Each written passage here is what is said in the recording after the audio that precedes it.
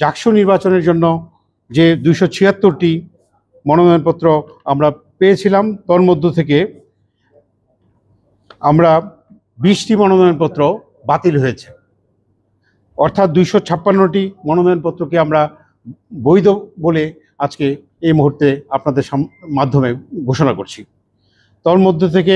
যে মনোনয়নপত্রগুলো বাতিল হয়েছে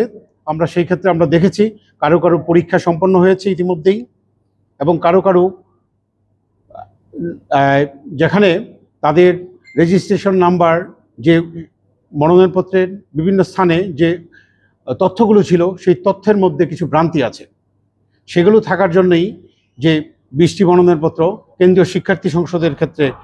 আমরা নির্বাচন কমিশন ঐক্যমতের ভিত্তিতে বাতিল বলে গণ্য করেছি।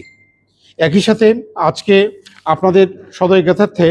যে কিছুক্ষণের মধ্যেই আমরা যে তথ্যগুলো আপনাদের সামনে তুলে ধরছি সেটি হচ্ছে জাকসু নির্বাচনের জন্য যে প্রার্থী তালিকা আছে এটি ওয়েবসাইটে আপনারা পাবেন, এবং এই খসড়া যে প্রার্থী তালিকা এই সম্পর্কে যদি কারো কোনো আপত্তি থাকে আমরা সকল শিক্ষার্থীকে আহ্বান করব, যাদের বা যে প্রার্থীরা আছেন যদি তাদের কোনো আপত্তি থাকে সেই আগামী 26 তারিখ অর্থাৎ আগামীকাল মঙ্গলবার সকাল 9টা থেকে দুপুর 12টা পর্যন্ত মনোনয়নপত্র বাতিলের বিরুদ্ধে ওনারা যেন আপিল করেন নির্বাচন কমিশন কার্যালয়ে। এবং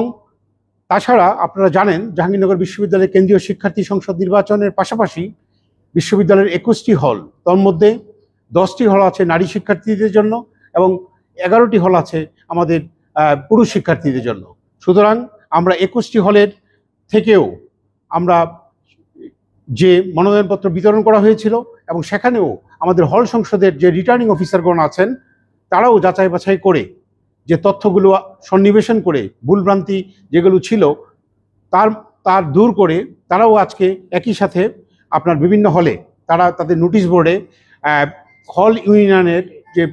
যে খসড়া ভোটার তালিকা, খসড়া প্রার্থী তালিকা সেটা প্রকাশ করছে।